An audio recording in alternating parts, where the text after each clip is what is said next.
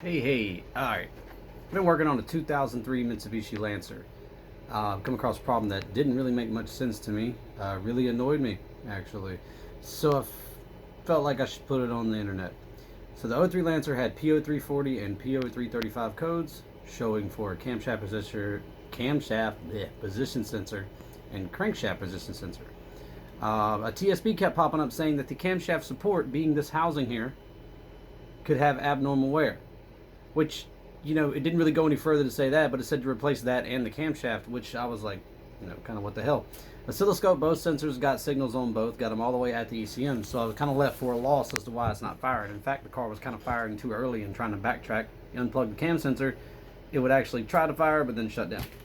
So inside of the housing, here, you have a reluctor wheel that spins. It looks a lot like this thing right here.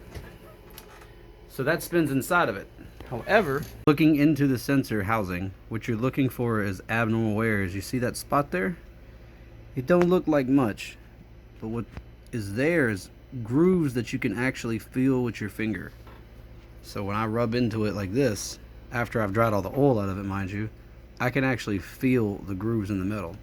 Those grooves, in my opinion, change the electromagnetic interference that this housing naturally creates, being that your non-magnetic piece of metal spins next to the magnet, that is the sensor, generates power in magnet. Magnet is spinning now this is a spinning magnet, so this generates power into that, which would generate its own counter EMF field that's very weak, mind you, but for some reason, if you get any nicks in this thing, again, I don't know how the hell it does that, because there's a big ass gap around it.